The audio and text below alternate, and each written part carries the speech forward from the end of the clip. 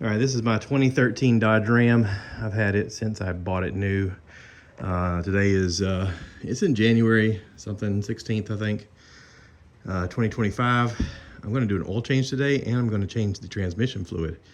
I have never had the transmission fluid changed before, but I watched some videos and I got confidence once I did it in the Murano that we have, the 2019 Murano. And up here, I notice I have a fill plug, which is perfect because this is a 6-speed transmission, not the 8-speed. There's a lot of videos out there about the 8-speed. And yeah, only a few about the 6-speed, but it doesn't look that hard. It looks pretty similar to this, except for this doesn't have a drain plug. You actually have to do some stuff first. But anyway, I went on Rock Auto to find the exact parts that I need, because they do a great job of only selling you the parts you need, and found the product code and everything. I was able to find this actually at walmart.com for cheaper. Same parts on the inside, PT1271K. Comes with my filters and a gasket. See, I got a long filter. This is the first one you come across. It's only got one screw that holds it. Got a gasket and another filter that's inside, and that's it. So yeah, why wouldn't it cost that much? So that's that. Fluid, I looked online enough to know that it takes an ATF 4 plus 4. I guess this plus 4 is something new. I went on Reddit just to make sure, and thank you to the Reddit people for helping me understand. Everybody said, hey, go with the ATF 4, it's the better thing for your transmission. And I was like, cool, done. Also, this truck normally takes a 5W20, which is on your cap. I've already pulled the cap off. I'm starting to get a ticking noise when I first crank it, and it never does it again except when I first crank it. And I watched a guy, well, more than one person on YouTube, talk about how when they made this engine, they had to get it past certain EPA standards for California. So they had you use the thinnest oil possible for like gas mileage and some kind of EPA clearance or whatever. And this stuff is basically like water. And they said I was having this ticking issue. I went to a 5W30, which is not easy to find, but I did find it. He said a 5W30 is a little bit thicker and it'll do the same job, but you actually have a slight improvement on gas mileage, and you'll get rid of that ticking because it's a little bit thicker. So I was able to find some 5W30 on walmart.com. And of course, anything with the SEA seal means that it's good for your motors. So, and they can't sell it without the little seal. So I've been using this in the cars ever since I've been doing oil changes, and then the Walmart stuff works just as good as any name brand stuff. So 5W30, I got 7 quarts. Gallon's got 5 in it, and these have 2, and that's good. I got a Walmart air filter, and I still go with Fram Tough Guard. These are rated for 10,000 plus miles. Actually, this one's rated for 15. See there, 15. The truck, when you buy the truck, it tells you that you only need to change the oil every 10,000 miles. So people out there are like, oh no, you're ruining the engine. I got 106,000 miles. I'm not ruining the engine. It's running great. So anyway, you never notice how people just like to chime in with negative comments even though they have nothing to do with it. Anyway, I'm gonna change oil in this real quick. All right, it's pretty simple to locate your oil nut. Is right behind your oil casing, right behind the cross member. Yeah, just find the right tool, and loosen it up and drain it. Hang on, I gotta put you down. It's just a 1/2 inch. So yeah, I've loosened it up.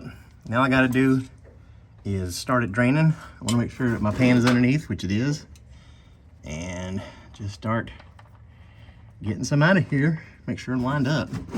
It's hard to do holding the camera, twisting the nut, getting the lighting right, and staying out of the way so you don't get wet. I hope I'm underneath it. I'm gonna get wet. Hey, I didn't get wet. Hooray. All right, you can hear it's just about completely drained. I wanna let that quit draining, and then I'll put the screw back on, clean it up a little bit. And I like to come in from the front because my oil filter is right here, right above the, I'm guessing this is the steering box or something. I don't know what this is. I'm guessing steering box. It does want to drip down on the steering box. So I have, all right, so I like to come in from the front just because that's easy to get to from this way. I am using a jack stand here on the cross member and one here, and I still got the jack on it. I just wanted one side up. This is high enough for most people to get under, but I've gained a little weight as I've gotten older.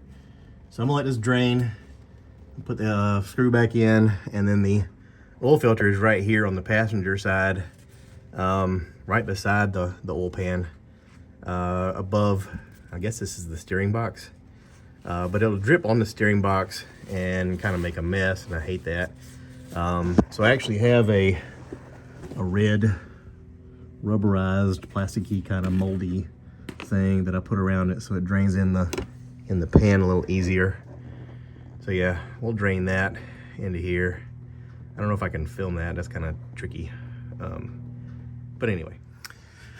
All right, so it quit draining, and I went ahead and put the screw back in. I tightened it down.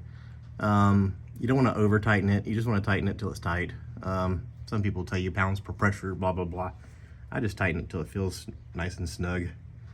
I am putting a little pressure on it, but not enough to break anything. We'll get to that in a little while. But right now, I'm going to move my whole body and get this oil filter off and drain it. All right. All right. I got the old one off.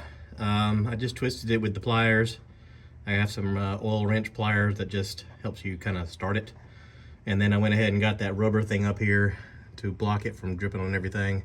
And I just reached my hand around and just twisted it. Of course, you can only move it a little bit at a time. It took a while, but got it off. Everything drained in here. I did have a little bit of a spill, not too much. But when you're working around things, it's kind of hard to not get some a little bit everywhere. Just a little bit. But I got the new filter. Rub some oil around the seal. You always want to do that to make sure it has a good firm seal and it protects that seal. And then I went ahead and put the other one up here. Another reason I like to use the Fram over everybody else is it has this rubberized, almost like a rhino liner thing on the outside that helps you grip it when you're wanting to tighten it with your hand or untighten it. It makes it super convenient to do that. They probably have a patent on that design because nobody else has this tacky thing on the outside, but that makes it super helpful taking it off and putting it on. I know a lot of people are like, just use rubber gloves and you can do it. Yeah, okay, yeah, sure, whatever. I like Fram. I'm a Fram guy. They're not paying me, I just like them. But I mean, I'm open to sponsorships, I'm just saying. This is a small YouTube channel, who knows? Anyway, got that on. Oil's drained, caps on, all that stuff. Now all I gotta do is add some oil and crank her up, reset it. Should be good to go. All right. The really fun part about owning a truck, a full-size truck, is that you can't reach anything. I'm 5'8", and the oil place to put it in is so far back, I gotta use a step stool to reach it. And then to put the oil in is gonna be helpful. I realized I said earlier that I had 7. It takes 7.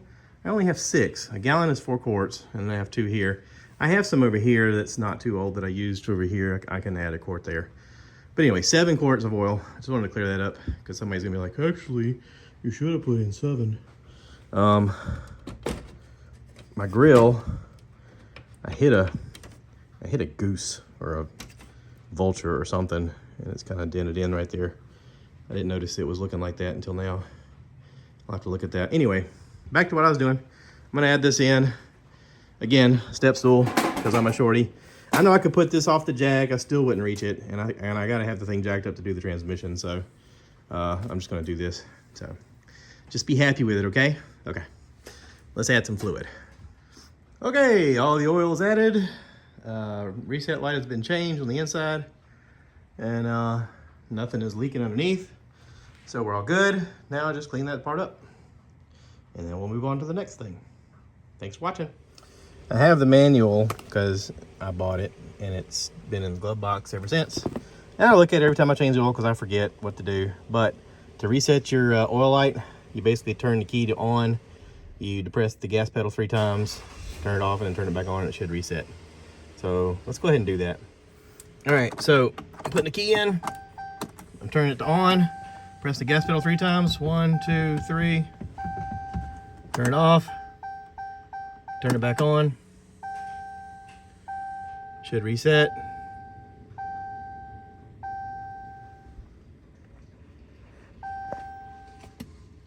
Service air suspension, yeah.